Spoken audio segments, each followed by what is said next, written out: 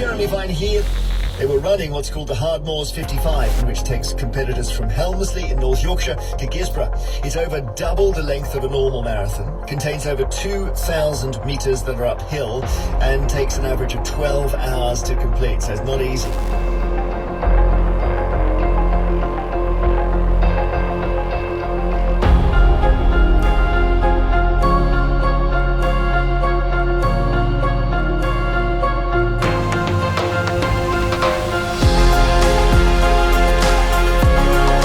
Simplicity of running. Anybody can run, and I like the simplicity of that. There's a lot of things I like about running. It's probably an obsession. The community side of things, I think it's great. Hardmoors! Yay!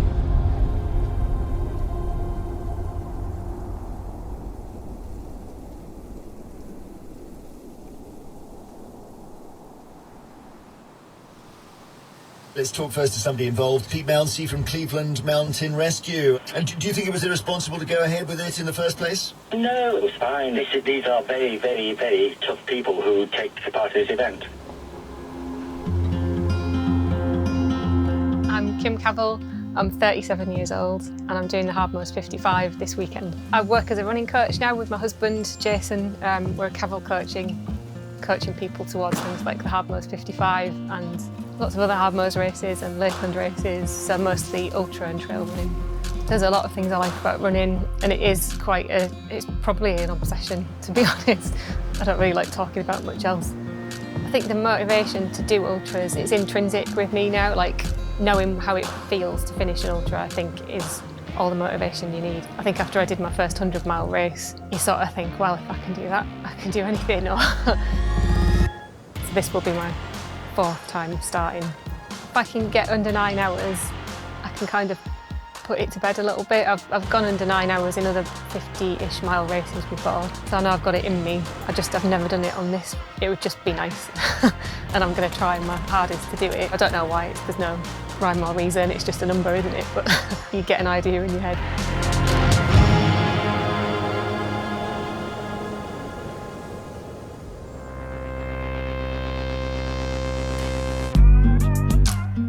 My name's Wayne Elliott. Last week I landed at the grand age of 42. Decided obviously to enter the Hardmoors 50 for this year, it being the anniversary for the national parks. I don't see myself as a runner. I don't think I'm built for it. I don't think my shape or my image or anything relates to me being a runner. I can ride a bike all day, quite happy, but come to running, it does take it out of me. This Saturday, it's exactly 8 weeks to our wedding. The running is the one thing that keeps me as trim as I can be, so I can make sure I get my suit on okay. So I managed to lose a stone in weight while I've trained since Christmas. And I do enjoy it. So I just started on the half marathon routes, did all them, built up to the fulls, and then obviously went on to the ultras. I've been to gyms and you can run on treadmills and do cardio. But to me, that's boring. My name is Mark Dalton. I'm 50. Hopefully on Saturday I'll be doing my 9th Hardmoors 55. I used to run a lot as a school child, and then only probably about 15 years ago went back to running. First doing road marathons, and then onto the lovely trails. Never looked back. It's the simplicity of running. Anybody can run, because we are actually born to run. It's not training to be a Formula 1 driver or anything. We can all put a pair of trainers on and run down that road or run up that hill to different levels, but we can all do it. And I like the simplicity of that. I don't follow a training plan. I mean, some people would say, oh, you should be resting up now for the 55, but I've been doing about 50 miles a week right up to the start. I've never been one for having a taper for a week. I enjoy running so much. If I had to sit at home and not run this week, I'd be like a bear with a sore head and my wife wouldn't be very happy. So she's happy to see me out the door doing a run every day. I've always found trail running the most friendliest of scenes, but the Hardmoors in particular. The just overall vibe of the events, nothing will surpass the friendliness of the event really. But I do all the longer ultra marathons, so anything from the 30 on New Year's Day to the 200-mile race. I think the 55 for me is the best race and the best route in the Hardmoors series. As soon as you step in the door at the start, it's just the whole experience. Everybody always goes back for more on the 55.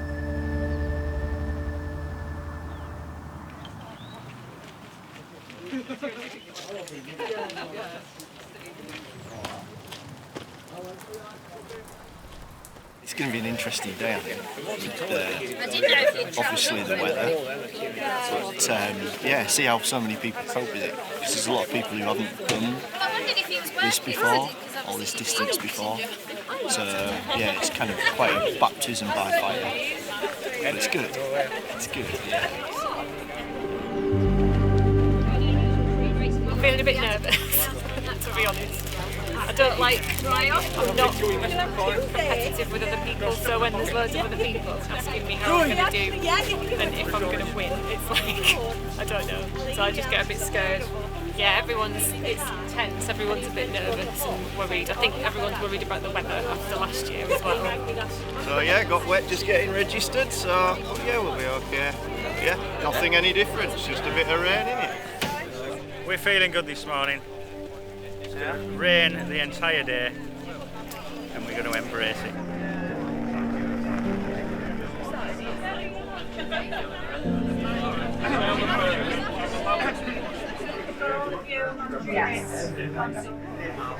Everybody's so excited about the race. They've got this shared excitement. Hardmoors is like a big party. It's like everybody getting together.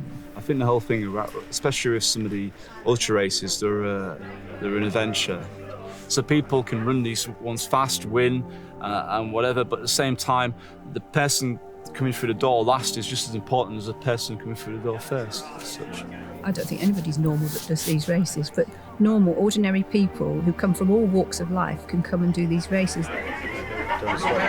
It's giving something to people that means something. You know, from a few days ago it was saying solid rain today, and for once they've been accurate. It's a very special year for us this year, you probably know. It's the 50th anniversary of the Cleveland Way. So I'm very happy to start the race today. Good luck everyone. 3, 2, 1, and off!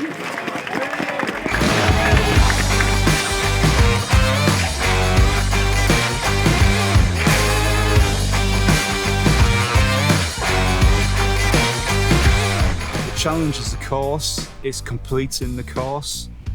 And from Highcliffe Knob, it goes across the moors to then drop down and then ascend the Rosebery topping. People are going over the top and dropping down the steep slide, and then it gets to the bottom and they turn around and go back up. You don't need no supplies or anything, you can turn around and go back up now.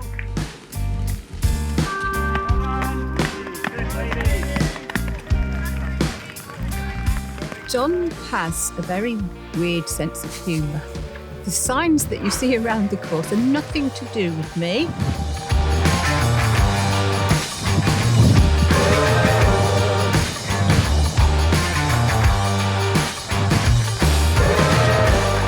A bit too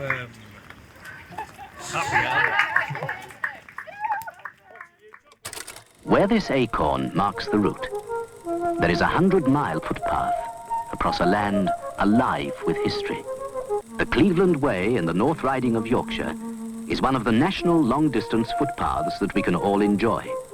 Look for this sign to show you're on the right track.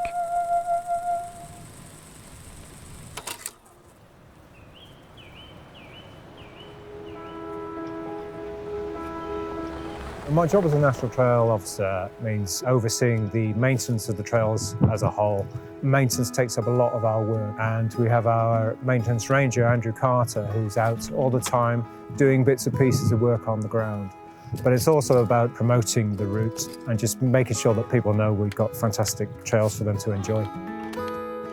It's a place where there's lots of peace and tranquility, but it has a huge variety of landscapes for people to enjoy. I started working with Hardmoors. John Steele came to see me at the National Park offices. He wanted to do an ultra run of the whole of the Cleveland Way.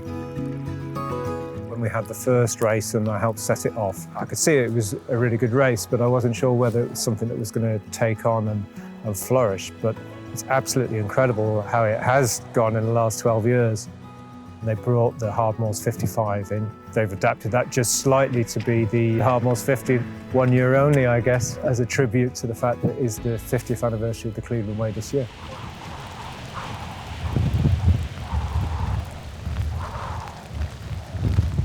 So we're at Gribdale car park, just below Captain Cook's monument, just waiting for Kim to come through. At the moment the tracker's not working, so not quite sure where she is. So it'll be a bit of a surprise when she turns up. Actually, she's coming now, just behind me. We got bottles, do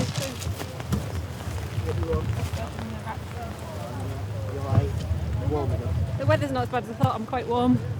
Great. Thank you.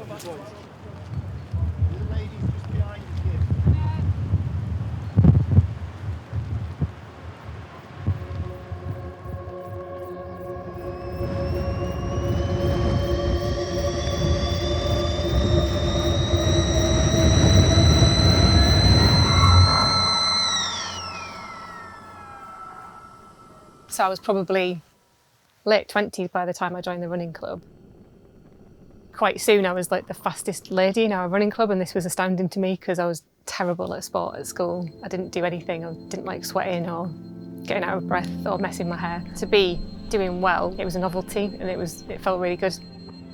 Things that make running quite difficult can be when you put pressure on yourself. When I started to do well at races, some of them I started to go into with a different frame of mind, like I wasn't just there to enjoy it, I was there for a result. And if you go too far down that line, it can take the love away. And there's been times where I've put too much pressure on myself. I'm learning more now to just take the pressure off and back off. If you have a bad run, you have a bad run, you've got to accept it and put it away and then move on to the next one.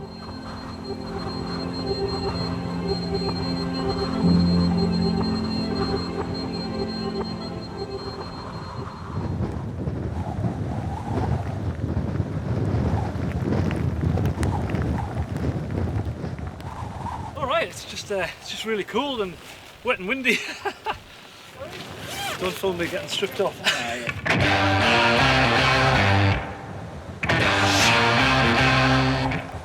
Probably the most desolate section of the course, over towards Blurth Crossing. To start with, it's a 2 to 3 mile country lane, which climbs up steeply.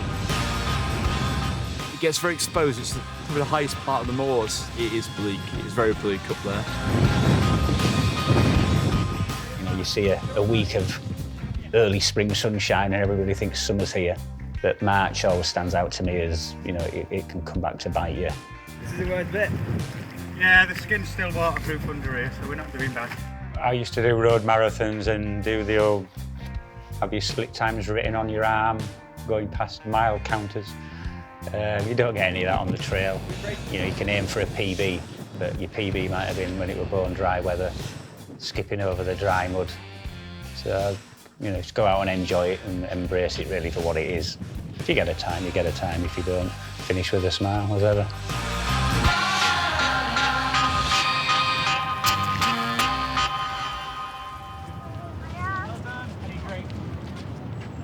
Tell us what the deal is with Mark Dalton. Well, Mark Dalton's very famous for his continuous talking. 300 yards to shop at end of it. Sometimes I think you should have raced that more today instead of talking your way around. John always says I talk my way around a race rather than run it. When I get about 3 miles from finish, my thoughts start turning to that 2 bottles of beer I've got in my bag, and they keep me going to finishing. That's the secret. It looks like I'm mean to Mark, but behind it all, he's usually giving me as much stick or more stick back. So everybody thinks I'm the villain of it as such. We have taken a few pictures of him on various, at the end of races where he's fallen asleep in Indian restaurants and that, and stuck cameras up his nose, so he's fair game. We have a good laugh. He's a really good friend. He's a very rare commodity. He'll suddenly vanish out and go and do 40, 50 miles about 2 or 3 days before he's supposed to be doing the 110 or something like that. He's, I think he knows no limits, both verbally and also physically. So he's certainly a one-off.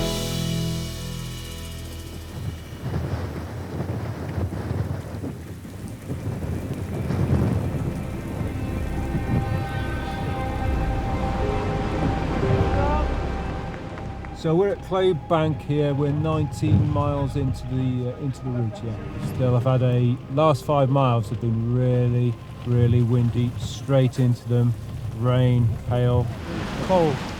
Conditions are tough. There's no doubt about it. We're effort, guys. Well done. Like it's Mexico. You have to fight quite hard just to sort of keep moving, really. So, expended a lot of energy even getting to here. Not ideal. It was crosswind, it was horrible, it was hail. Yeah, it was just sort of stinging your face and your lips and everything. Pretty foul.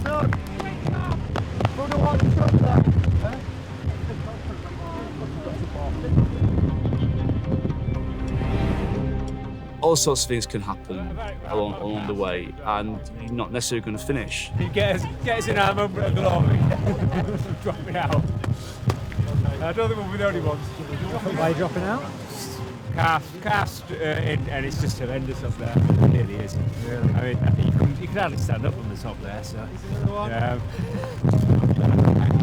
that's 2 of the top 7 dropping out. So, yeah. Right. I'll live. It was never in my mind that I would drop out. My hip decided to completely pack in, but I got to Clay Bank and I just thought, I'm cold, I'm wet, and I'd had enough. And to be honest, I limped my last bit into there, and I figured 20 mile in, to do another 30 mile was going to really hurt. It's always sad to know that people have had to stop or been timed out, dropped out or injured, but you kind of need that. If everybody finished every time, it wouldn't be the same total challenge as it is.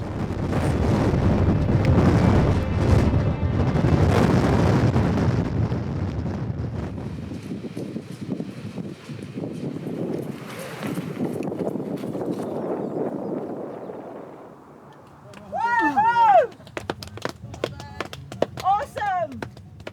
Where's this place then? This is Skugdale, otherwise known as Hugdale. Would you like a hug?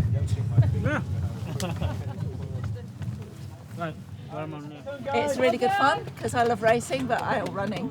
But I also really like encouraging people, and I know what it's like to get to a checkpoint and feel shit. Oh, it's much warmer down here. I think they're relieved to get down off the hill and have a bit of warmer down here. So I think they're a bit of relief, and it's nice to see some smiling faces. When you get through the gate. People do say there is this family community. You've got people from all sorts of backgrounds, and it doesn't matter. You know, all different financial brackets, classes, whatever, whatever jobs, etc. It makes no difference. When they're out on the trail, you don't know what anybody does. It's a great kind of leveler as such. There's so many volunteers that take part. Our marshals are either people who are injured, so can't run the event themselves, and they want to be part of the event, or maybe it's a distance where we wanted to go in the future so they can get an eye on it, or just people want to take part and be part of it. It's not too bad, it's just like a bit rare. Marshals give of their time so freely and stand out in all weathers, in the rain and the snow and the wind.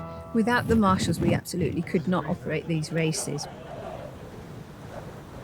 I'm Wayne Armstrong, I'm 46 years old and I'm a self-employed gas engineer. I started doing more marshalling when I actually got injured after doing the London Marathon, and it's just nice to be able to help other people, even though I couldn't actually run at the time myself. The Hardmoors is more like a family than just a running event. Yes, the Cleveland Way adoption scheme was something that the Park Authority came up with the idea. When you're out on a patrol, you're just checking gates and signposts, litter picking, clearing drainage channels and maybe trimming overhanging trees and bushes. As Hardmoors, we use Cleveland Way so much, we just thought it'd be a good thing to actually give something back, and it just gives a good impression of our area, and people have coming in from other countries to walk the Cleveland Way.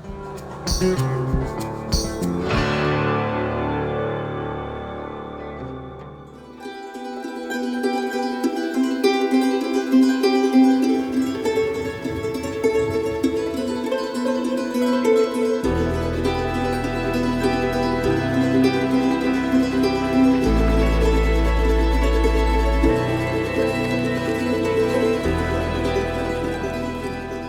legs are stacked, but I'm trying to be steady away. There's a lady chasing me. It's going to be slow, Yeah. but I'm just hoping she's slowing down as well. No, I mean the wind is horrendous. The time's definitely out of the window, but just trying to keep first position now. I'll be happy if I just survive. Oh, keep it up.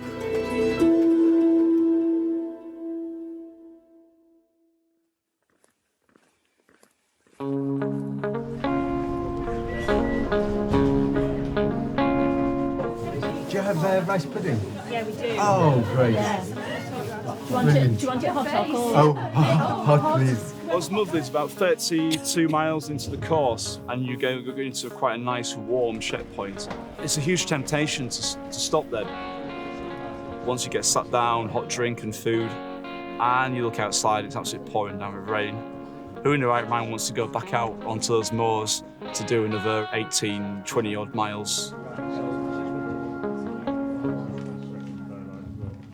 Very tough. I nearly pulled out at Lordstones. Just so cold, nearly as bad as last year, which is just horrific. The same without the snow and the rain instead, so. That wind was incredible, wasn't it? You could feel my face go like that. How was it up there? Well, it was what I'd expected. Just that it to be wind, like, mate, wasn't it? Yeah, I mean, to be Yeah. fair, it wasn't anything that it wasn't I thought it'd be, if you know what I mean. Wind was that bad, even Mark Dalton couldn't talk.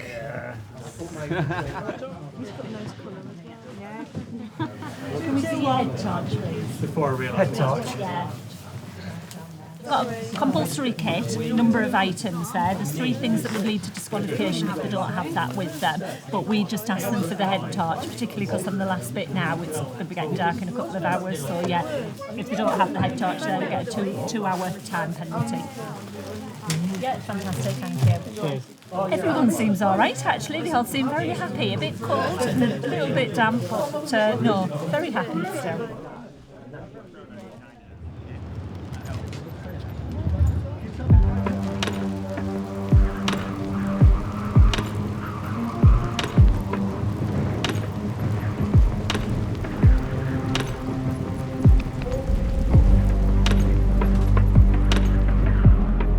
Cracking on with it, I think. It's final push now. She doesn't seem to be getting phased by anything. Okay. A bit between her teeth now, not messing about. She's about 12 minutes behind you now, so you've made good time up. Okay. Alright.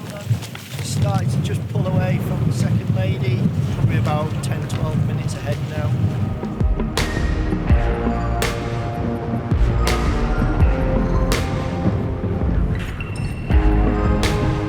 Kick your man when he's down.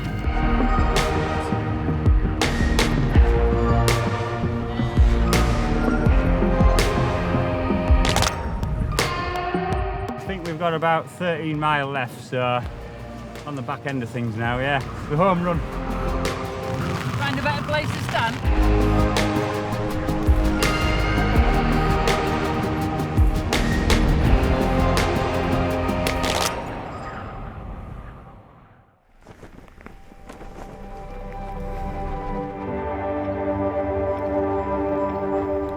When people finish, it's just the best feeling ever. That's why we do it, really.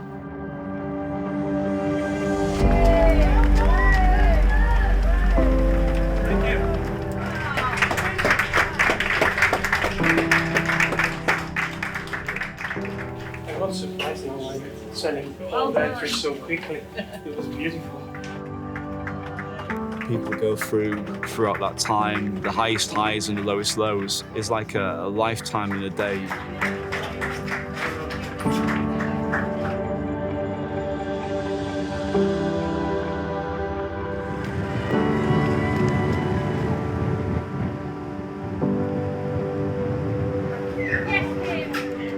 Knowing how it feels to finish an ultra, I think, is all the motivation you need.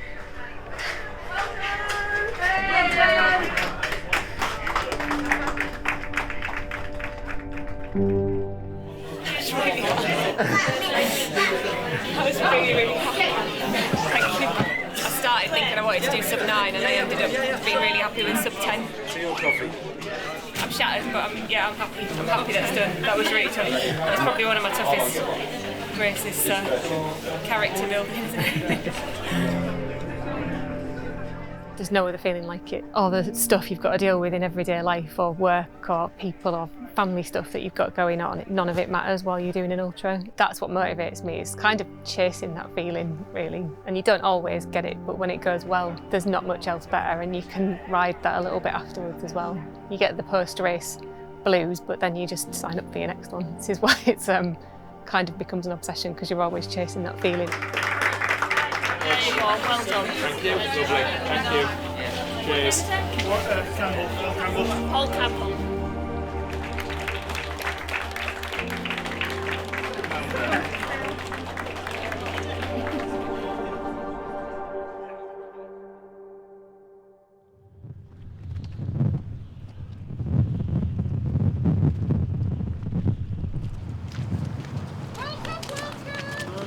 Cheers, Eve. You're getting stocked up for the last 9 months. Well done. Cup of water. Fish and chips for me tea. Right.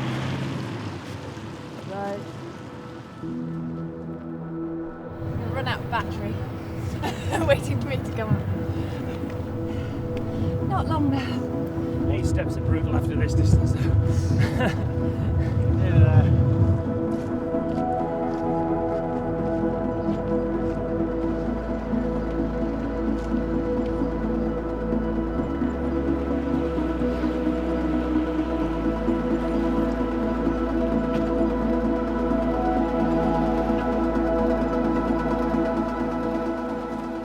Got the guys who are there to race, you've got the guys who are there, and the ladies there to get round within the cut-offs.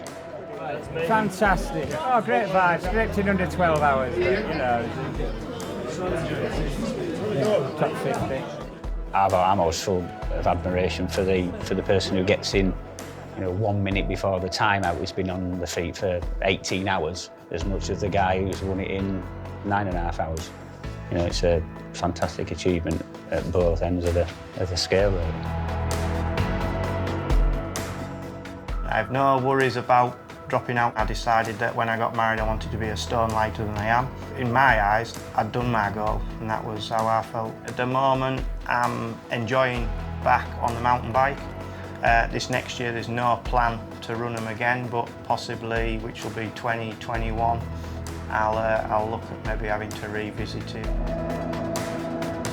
We love doing this because we are runners, because we love the countryside, we love the North York moors. We do it because we see the enjoyment on people's faces and people achieving something that they might have previously thought was impossible. And I get excited with every single person that comes through the door, from the first person to the last person.